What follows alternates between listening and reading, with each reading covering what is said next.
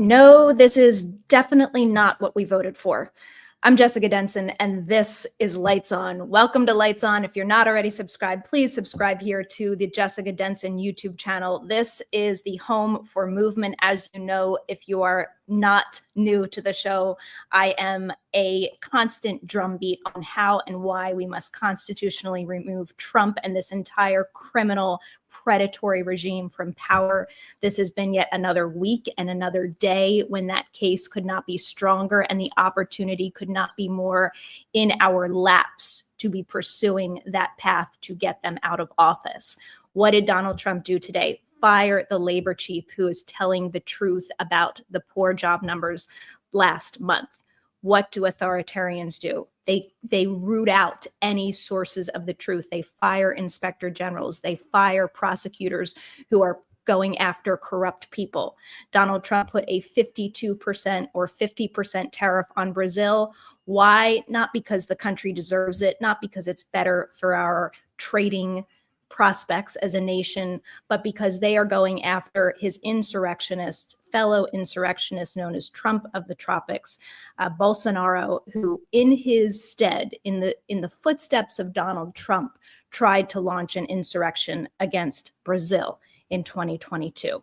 And there is a very ardent prosecutor going after him by the name of, let me pull up this name just to commend the work that he's doing, Alexandre de Moraes, the Brazilian Supreme Court judge in charge of investigating Bolsonaro. So to retaliate against this man, Donald Trump has a 50% tariff on Brazil, in addition to the other insane tariffs that he is putting on countries around the country, essentially ending errors of free trade and isolating us in this insane tariff war that he has instigated.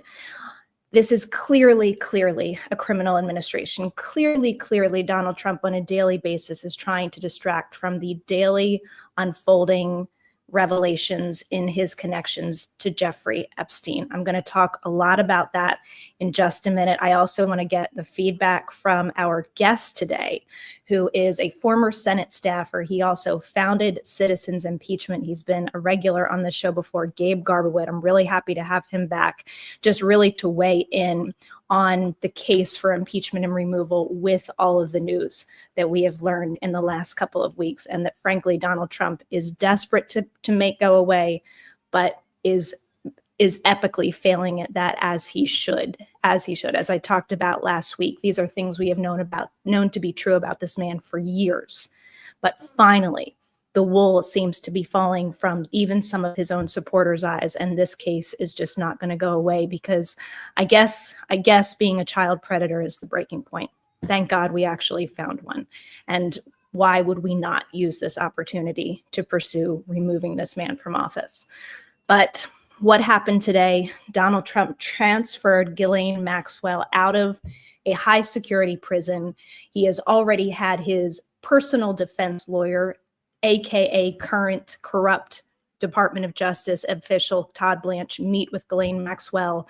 Obviously, this woman is in pursuit of a pardon, has offered testimony that she will give without conditions if that pardon is given. And of course, we would all know how skewed her testimony would be if that pardon was given and then she made any kind of public statements. It's the MO of Donald Trump his whole life, quid pro quos, to silence people, to pay them off, to give them what they need to cover his tracks. It's one giant cover up for a lifetime of crimes.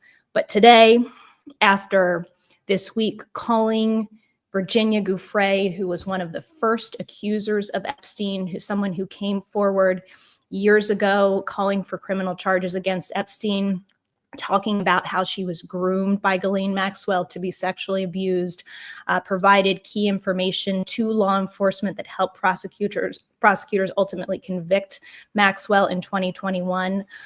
This woman, God bless her, was deceased earlier this year in Australia, 41 years old, after a fatal car crash where very strangely the police officers somehow weren't able to make it to the scene. very strange. And a few days later, she apparently, reportedly, died of suicide.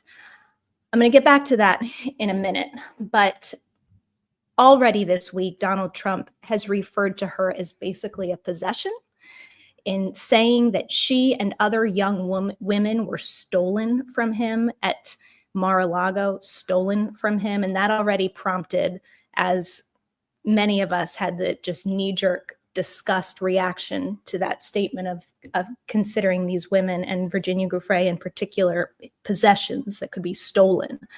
That already prompted a response from her family. They put out a statement a few days ago calling for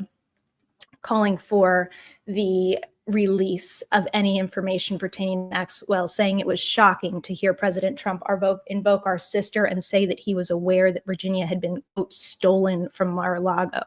It makes us ask if he was aware of Jeffrey Epstein and Ghislaine Maxwell's criminal actions. I think that's putting it very generously. I think we all know how aware Donald Trump was, in fact. And they, again, with other victims of Epstein, put out another statement today saying, "It is with horror and outrage that we object to the preferential treatment convicted sex trafficker Ghislaine Maxwell has received. Ghislaine Maxwell is a sexual predator who physically assaulted minor children on multiple occasions, and she should never be shown any leniency. Yet, without any notification to the Maxwell victims, the government overnight has moved Maxwell to a minimum security luxury prison in Texas. This is the justice system failing victims right before our eyes.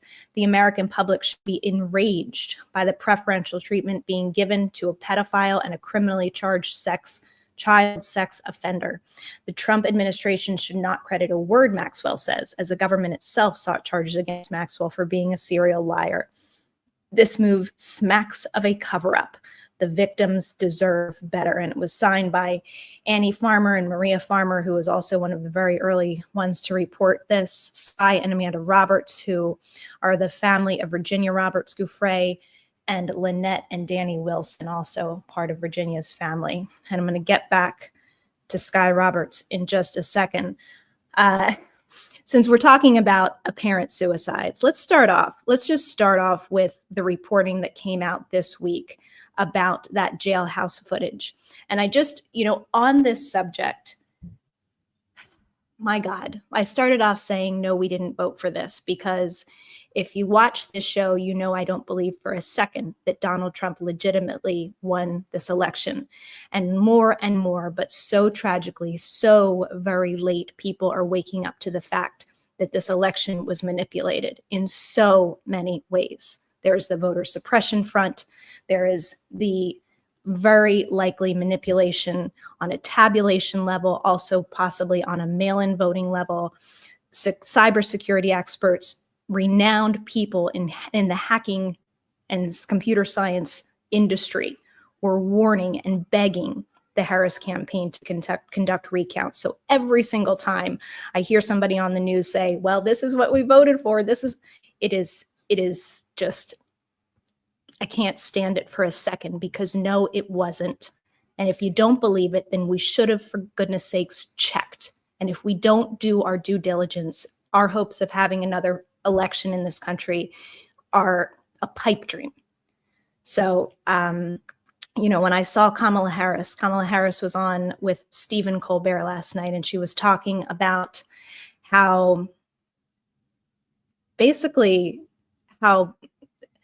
shocking this whole situation is to her. I don't want to say the word shocking. I'm putting words in her mouth, but how the gravity of the situation makes her want to address it from the outside and not as a candidate, and to try to fight from the outside. And I was reminded in that interview about a lot of the things I loved about Kamala Harris. And I had believe me, genuine criticisms, in particular when it came to Israel and Gaza. But she was a really, really good candidate. Really, really good. All that energy we felt about her, all that the polls that were in her favor, the stadiums for superstars that she was filling, that was real. That was real. And for God's sakes, if we're going to have a democracy that survives, we have to have election hygiene. We have to make sure that our elections are secure. And I'm going to tell you at the end of this episode something we have planned for next week, very much to bring that conversation to the surface. So, but back to Jeffrey Epstein and Virginia Giuffre, just thinking about the conversation that we're finally now having. How many years has it taken? This was during Donald Trump's first administration that he did what I consider to be a catch and kill with his best friend predator, Jeffrey Epstein, to make sure he was silenced while he had the power to do it. Why wasn't Jeffrey Epstein charged and locked up a long time before this, and Ghislaine Maxwell? Very convenient that it happened under Donald Trump and Bill Barr's watch. Remember him? Remember Bill Barr saying there's no way anything's going to happen to Jeffrey Epstein in prison? And then sure enough, Jeffrey Epstein loses his life in prison. And how many of us, when that happened, knew that something was off? We just knew it in our gut that something was off. And this many years later, after having to sustain all of these lies and all of these assumptions by the media that the lies coming out of the Donald Trump administration or that orbit, we can take at face value. Finally, we are having the courage to look at these things clearly. And I think about that with the election. How many years is it going to take us to do it? And how late, how very tragically too late. With impeachment, how long is it going to take us to realize this is our viable path, nonviolent, peaceful path out of this tyranny? We don't have the time to wait. We have to do it when the window is afforded to us. So I just want to put a shout out to Scott McFarlane at CBS News, who has been doing this excellent reporting on the video of the Epstein jail cell. And I'm going to play a few minutes of it in case you missed it, because this is how stupid they think you are. This is how stupid this administration takes the American people for, their own supporters for, who care very, very much about this issue. These are the fools that they take you for. Here's a clip from Scott McFarlane at CBS. This was the nearly 11-hour video agents reviewed when they investigated the death of convicted child predator Jeffrey Epstein. Government officials say it's proof that no one entered his cell tier. Malfunctioning equipment meant only one camera recorded the general area, and that camera captured part of the common area, including the officer's station and a sliver of the staircase leading to Epstein's cell. Deputy FBI Director Dan Bongino. There's video clear as day. He's the only person in there and the only person coming out. You can see it. CBS News has reviewed the tape, and this is what it shows. The primary entrance is here. The pathway from the entrance to the stairs is completely out of view of the camera, leaving ample room for someone to enter unseen. This is the last time Epstein is believed to have been seen on camera, but we don't see him walking up the stairs to his cell. Bongino also said none of this video was doctored. It was the original, raw footage from the camera. We're going to give the original so you don't think there were any shenanigans. But a review by multiple video forensic experts found several indications this may not be raw footage. For example, at 11:21 p.m., a cursor appears briefly, indicating the video may have actually been a recording of a computer screen. Experts told CBS News the video's metadata, which tracks how a file is created and changed, shows it's made from two clips edited together. Then, at 11:58 p.m., the video suddenly jumps to midnight, and the aspect ratio shifts. Here's U.S. Attorney General Pam Bondi. There was a minute that was off the counter, and what we learned from Bureau of Prisons was every night, they redo that video. It's old, from like 1999. So every night the video is reset, and every night should have the same minute missing. So we're looking for that video to release that as well, showing that a minute is missing every night. But a government source familiar with the probe told CBS News the FBI and other agencies are in possession of a copy of the video that records with no interruption. Yeah, Pam Bondi, who should be debarred, who was implicitly involved, explicitly involved in Donald Trump's corruption for years and years. And that is why he put her into this job. Please, bar associations, go after the Florida bar. Please go after Pam Bondi's bar license. This woman is not okay to be practicing the law, let alone be the Attorney General of the United States of America. It's obscene. But these are the fools that they take you for. This is how much they think of you. So on that note of suicide and us finally having the courage to question that narrative, I just feel like it would not be right in this recent news that is coming up about Virginia Giuffre to not share what she said about the possibility of her taking her own life. And I wasn't there, so I don't know. And I'm sure there will be more reporting on this, and I sure hope there is. But let me read the Wikipedia version of what happened to Virginia Giuffre. On March 31st, 2025, in an Instagram post, Giuffre said that her car collided with a bus traveling at 110 kilometers, 70 miles per hour, resulting in her going into renal failure. Giuffre said she had been given 4 days to live. Her family later said in a statement that police were called, but that there was no one available to come to the scene. And Giuffre, who was banged up and bruised, was subsequently taken to a hospital as her condition deteriorated. She was later discharged. She died by suicide at her home in Neergabi, Western Australia on April 25th, 2025, at the age of 21. Now, her father, Sky Robert, who was one of the ones I just quoted in that statement that we were talking about from today, said, for them to say that she committed suicide, there's no way she did that. Somebody got to her. And that was from an interview that he did with Piers Morgan, where he highly doubted that his daughter would commit suicide. These are Giuffre's own words back in 2019. This was a Twitter post. She said, "I am making it publicly known that in no way, shape, or form am I suicidal. I have made this known to my therapist and GP. If something happens to me in the sake of my family, do not let this go away and help me to protect them. Too many evil people want to see me quieted." Now, I don't know. I wasn't there. I'm just sharing with you the words of Virginia Giuffre and her father. God bless them after all that this woman went through in her life and the recovery that she made. She did not just go through this and come out and speak out for herself. She set up an organization called SOAR, which stands for Speak Out, Reclaim, Speak Out, Act, Reclaim. Speak Out, Act, Reclaim. And it was dedicated to providing a safe and empowering space for survivors of sex trafficking to reclaim their stories and stand up for themselves and others.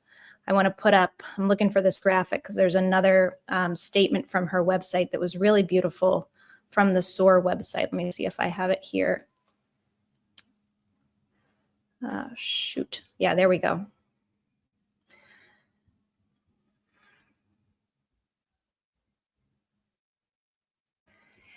It says, "I do this for victims everywhere. I am no longer the young and vulnerable girl who could be bullied. I am now a survivor, and nobody can ever take that away from me." I just want to really, as we're dealing with all of this and all of these lies and all of this corruption and this cover up, really honor the victims here and the people who have been so brave after so much suffering to come forward and share their voice, and make sure that not for a second do we tolerate that journey, that experience, that courage, that resilience being covered up or silenced or discredited. Not for 1 second. How dare anybody? And every time, like I said last week, every time we validate Donald Trump, every time we say it's not time for impeachment, let's focus on healthcare, while we literally have a criminal insurrectionist predator in office. You are disrespecting victims like Virginia Giuffre, like Maria Farmer, like every single brave victim of sexual assault that has come forward and put their lives on the line to speak out. That's what anybody who gives this man a pass for one more second is doing. So on that note, I'm going to bring in my friend, Gabe Garbowit, as I mentioned, founder of Citizens Impeachment. He's now back to a somewhat normal life, but he has taken out the time to be with us today. Very happy to have you back, Gabe. How are you doing? I'm doing just fine. So without any questioning, what are your thoughts on what we've talked about so far? There was a lot of ground covered. I mean, I agree with all of it. I don't really, Yeah, a lot of really, really bad stuff coming from this White House. Yeah, so in other words, it's kind of a typical week in that sense. Do you agree that this is a really prime opportunity with all of these Epstein? Now, you and I were kind of, Gabe and I, for our viewers, share a pretty strong disdain for the posture of Democrats 99.9% of the time. But I think we both agreed that they are right in not letting go of this Epstein situation. They are finally latching onto a story that deserves to be high, to take over the media narrative and not letting it go. Yeah, I mean, I think all things considered, I mean, we're talking about the Democrats here. They have been doing more than they usually do for any given news cycle about something. They have been trying to force votes in Congress, which is like a very important tool and has really put a lot of pressure on the Republican conference. They've been talking about it quite a bit. Mike Johnson, the Speaker of the House, he actually was forced to call recess they get a month off from August, for those who don't know. He actually called that recess early because he didn't want to have to deal with all of the things happening in Rules Committee about trying to force more votes and more procedural stuff on the Epstein files. Yeah, I was in DC the day he did that. It was the Wednesday of, last week. And we were all expecting them to be in session at least for another day. And nope, close up shop. We need to get out of here a little bit sooner. But on that note, now listen, you are a constant drumbeat on what tools in particular the Senate is not using, like not objecting to unanimous consent, like not holding quorum calls. There's something that, for all of the criticism that I have of him, Chuck Schumer led the other day, and I want to get your thoughts on this. He invoked some rule that only takes 5 members to force the release of the Epstein files by August 15th. What do you think about that? And apparently there will be court challenges if he does this, but what are your thoughts on that? Yeah, the problem with all oversight of the executive branch has always been with Trump specifically is that they don't follow the law. So I think that's possible. Nonetheless, I wasn't familiar with that law. I had to look it up after I saw it. I mean, it really shows to me just how powerful Congress can be, even in the minority. So when Democrats say things like, oh, well, we're in the minority, so we can't actually do anything. It's interesting how when they actually put their mind to something, they can find a law that it turns out allows them to reveal literally anything at all about government operations.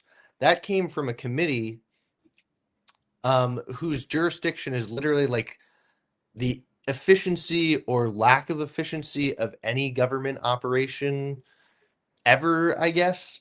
And it allows them, just with a few people, to be able to compel the executive branch to disclose information related to that committee. So quite a broad thing that they stumbled upon there. I'd like to see them use it in other areas as well. But yeah, no kidding. yes, all good developments in terms of them actually stepping up and using some sort of oversight powers. Yeah, absolutely. I mean, this is the whole thing. Like, Republicans, they look at everything in the book and then outside of the book to figure out a way to achieve their ends, which are corrupt and illegal and, fascist. And we just are barely skimming the surface of creative measures to legally combat them, right? Yeah, I mean, I noticed even the manuals that I've seen that are obstruction manuals for the Democrats, they're often based off of things that the Republicans have written for themselves. And I really think that divide has been, the Republicans have for years, because they've considered themselves insurgents, they've adopted a very warlike posture to things. But it's also meant that they've really studied the rules of power to a greater extent than what Democrats ever felt they did, because they always felt themselves like the status quo, and that they just have to, like, sort of push off those challenges as opposed to doing anything affirmative themselves. Yeah.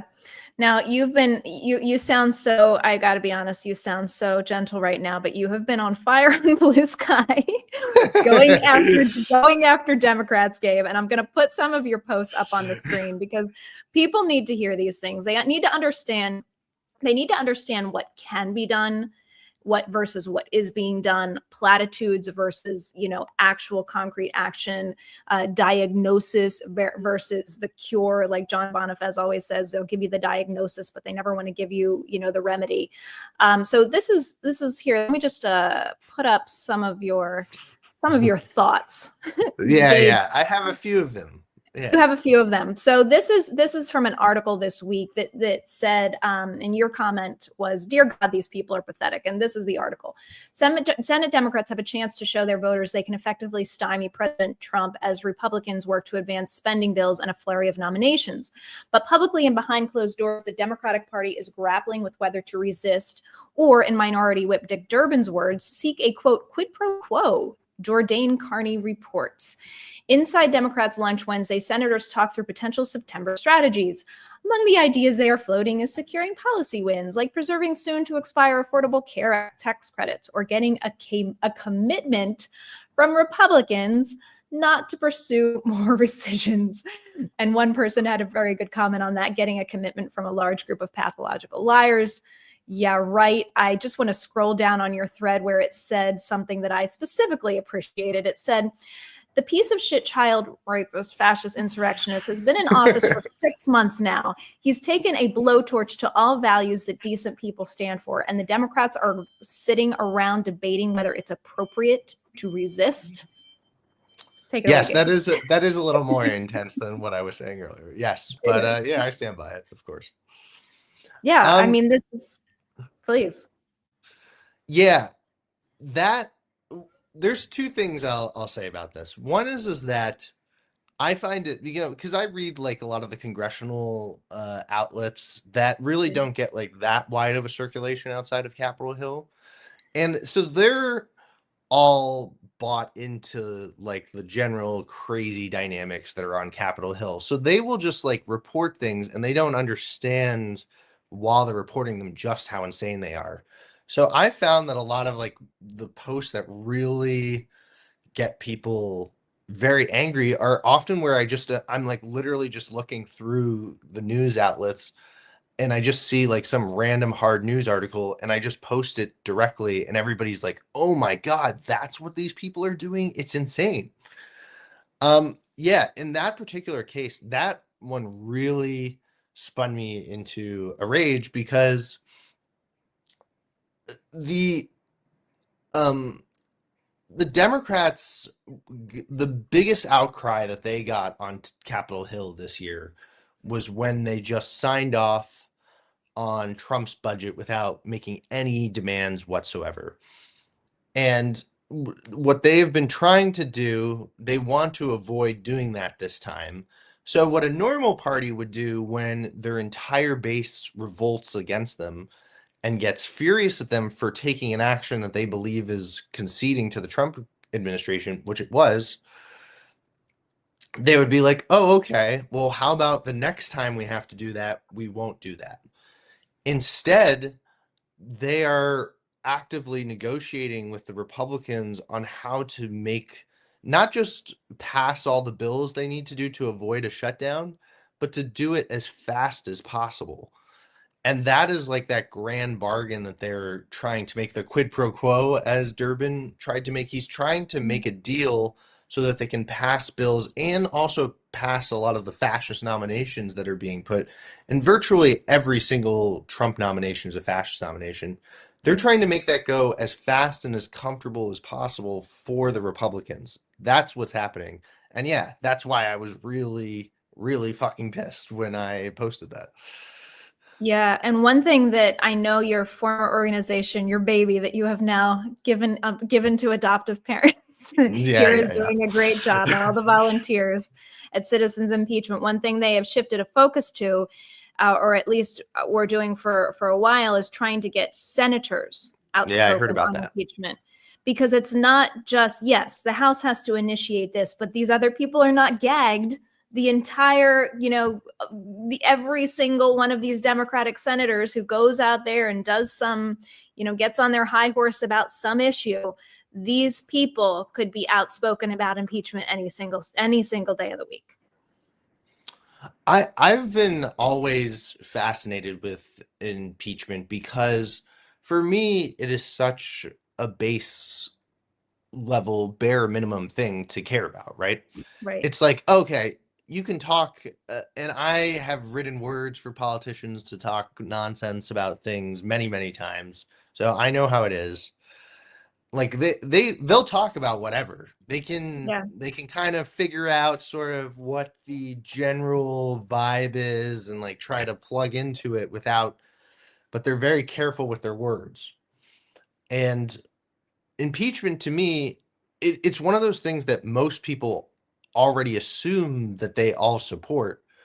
So, the big thing that I've always been very obsessed with is, well, do they actually? And yeah, I mean, I heard about that with no senator responding back. That actually surprised me that not a single one was willing to say that they support impeachment. I'd want to look at like the exact question that they asked, but even still, I mean, it really shows I the think Senate it was like, do you believe Trump has committed impeachable offenses was the first one, which how can you deny that? I mean, how in God's name can you deny that? This is like, and then the follow-up is, would you be supportive of, articles of impeachment or something to that effect? Right. Yeah. Like this is a question a preschooler should be able to answer. Exactly. I mean, it really shows what kind of, like there's so many steps of failure that had to happen for none of them to respond.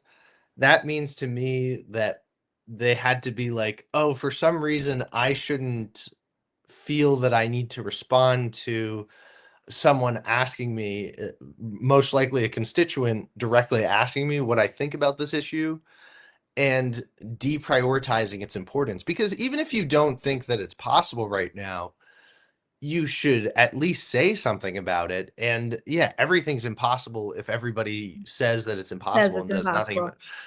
Yeah, you I mean you said deprioritizing importance, and you'll get this argument that, oh, if we just force votes every day, or if we just bring impeachment loses its value. I'm like, impeachment is what we do. If this guy is committing impeachable offenses every day, don't you understand by not impeaching him, you are normalizing and validating every one of those impeachable offenses that he's committing? That is the flip side of not using impeachment. Yeah. I mean, they're normalizing impeachment if they say, like, most things he does is not impeachable, or that if you point it out often, it will lose its power. Like, it doesn't make any sense. I mean, he is committing impeachable offenses all the time. Yeah, I mean, that's ridiculous. But the Senate has been a complete disaster from start to finish with this administration. I mean, they really. I used to be sort of a defender of the Senate. I wouldn't say that I ever really like fully agreed with the whole thing because I never liked the idea of just like two people from every state. Like, really, California has the same amount of senators as Wyoming? Yeah, that doesn't make any sense. But I like the idea of like there is a chamber where they deliberate a little longer. They have 6-year terms so they can prioritize longer term things. Each individual senator can complain about things, but they haven't used any of the things that are supposed to justify their existence. They have been short-term thinkers the whole time through. That's why they like keep giving Trump everything they want. None of them have used their power to object to things, to try to stop any of the fascist onslaught that's been ongoing. I mean, right now there's Chris Van Hollen, who has been, he really cares about the FBI headquarters not being, because Trump has illegally moved the FBI headquarters out of his state where it was supposed to be built. He's been complaining about that a lot. That's a real problem.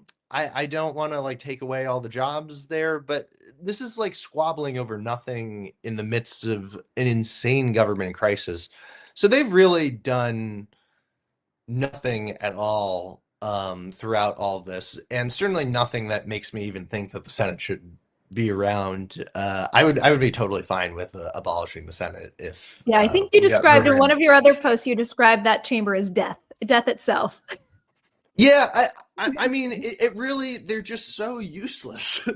Yeah. Not to mention the total lack of proportionate representation in the Senate. I mean, it's just insane, the imbalance of that body. Yeah, if you're going to be undemocratic, which they are, and that's always the most common complaint about them, like, you better be really, really good. Yeah. Somehow that's got to be offset with something, but instead they're just really undemocratic and also really shitty. Yeah. And I just think that is not a great thing for democracy, and certainly not for a government. Yeah, for surviving a fascist takeover of the American Republic. Let's talk about how we take our power back, because ultimately these people are beholden to us if we have another election in this country that means anything. Yeah. And I want to bring up an article about that in a minute, but staying on for a minute on the subject of impeachment, I have been asking my viewers, I know Citizens Impeachment has been asking everybody that they're in contact with to go to the town halls. I will reiterate that now. If you can find a town hall that's in your vicinity where one of your representatives is speaking, go to it. Put them on the spot about impeachment, videotape your interaction. One of our loyal viewers did that this week with Representative Jake Auchincloss, yes, in Massachusetts, who is one of the. I won't give you any more of an introduction. I'll let her. She does it pretty well. There's a little sidebar about AIPAC in Israel that's a pretty disgusting straw man argument, as are the rest of his responses. But let me just hold my commentary. I'm going to play this clip for us from Town Hall with Jake Auchincloss, representative in Massachusetts district right south of Boston. Thank you for being here, and thank you for taking the time to talk with us. My understanding is, and I've heard from you that you've taken an oath to the Constitution 7 times, which I really appreciate. We have a president in the White House right now who, Al Green from the 7th Congressional District of Texas, has drawn up impeachment papers twice for him, the last time being in the end of June. That was voted on, and it was voted to table. 128 Democrats voted to table this resolution. You were one of them. 19 impeachable offenses that have broken our Constitution and is continuing to do so. I want to know, aside from taking money from AIPAC, with respect, that's something that has infiltrated our government, and aside from saying that you wouldn't win, because it doesn't matter if you would have won or not, it's about doing the right thing, how can you justify tabling impeachment resolution to impeach this unlawful president? To the first question, a number of people have raised the AIPAC thing. Let me just address this head on. That wasn't actually part of the question, but I don't think there's any secret there's a lot of money in politics. AIPAC is a source of that money. There's a lot of other sources of that money that don't seem to get referred to or discussed nearly as much. And that kind of double standard is indicative of a double standard that exists, frankly, for Israel as well. Because I see a tremendous amount of furor about what's happening in Gaza with the humanitarian conditions, rightfully so. I hear nothing about the ethnic cleansing in Armenia or in Sudan or in Muslim populations in India or in Xinjiang province in China. So everybody here who's so fixated on pinning AIPAC with the blame for what's happening in Gaza needs to ask, where is your fear about these other regions and these other lobbies? On the impeachment vote,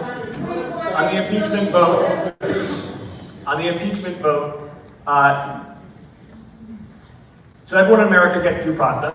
Everybody, whether you're an undocumented immigrant, whether you're the president of the United States, you get due process. These impeachment articles did not contain any due process. There were no hearings. There was no fact finding. This was one individual who drew them up and put them on the floor.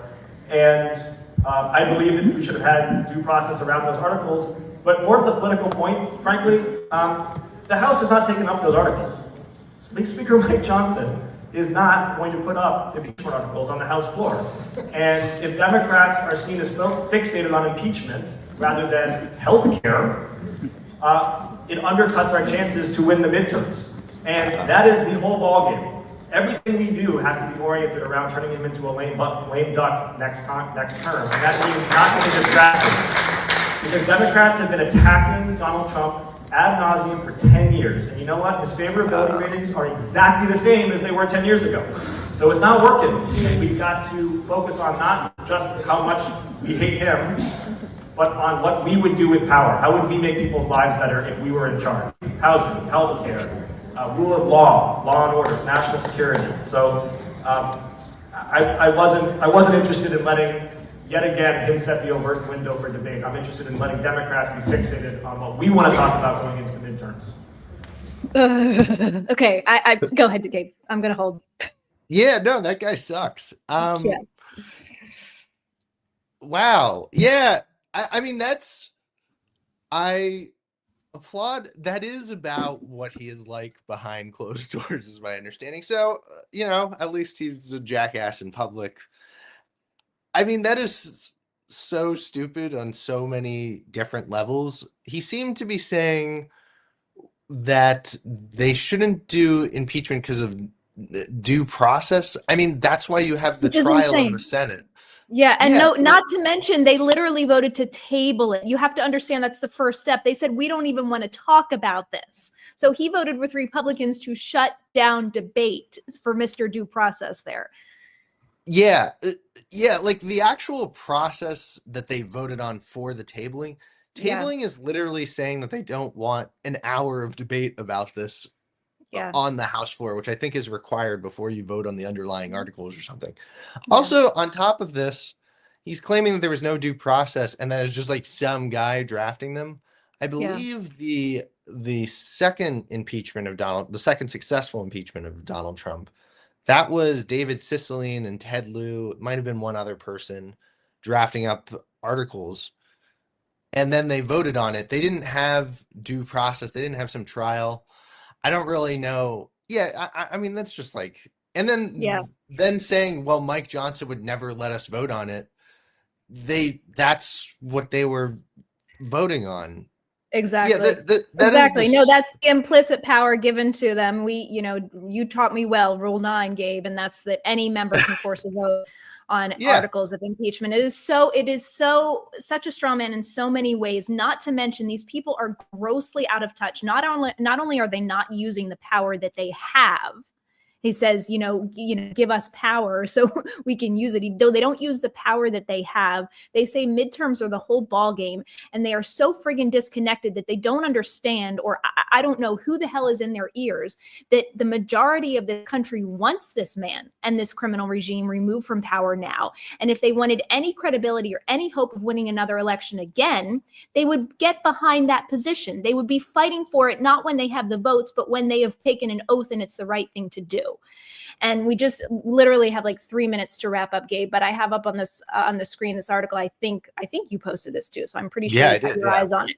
How Democrats could blow the midterms, showing just what an abysmal job they have done of seizing the unpopularity of this administration by effectively fighting back. Give me your 30 to 60 second version on what Democrats really need to do to turn this around.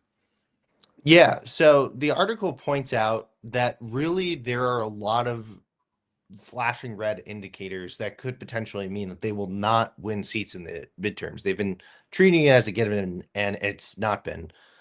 The reason why is because their strategy has basically been what you just saw there, which has been, let's condescend to people who care about democracy and basic American values. Yeah. And hope that if we do literally nothing, people will reward us just because it's like, well, they're not Trump. Yeah. So my 30 to 60 second wrap up would be, don't do that. Like, do something. I don't really like, I feel like most people already know this. It's just, they really can do something. Like they are just totally talking out of their ass when they're saying that they can't. So yeah, do something and make it so people want to vote for you. It's really not that complicated, and only a politician in Washington could make it extremely complicated for some reason. Yeah, it really isn't that complicated when you take an oath to defend against all enemies, foreign and domestic, and you have a domestic enemy who is the friend of foreign enemies, a criminal, a sexual predator, adjudicated insurrectionist, a serial liar and con artist who is also in mental decline. It is not that complicated to enact the will of the people to remove him from office before we have a civil war when he tries to stay in office again. It's not that complicated, folks.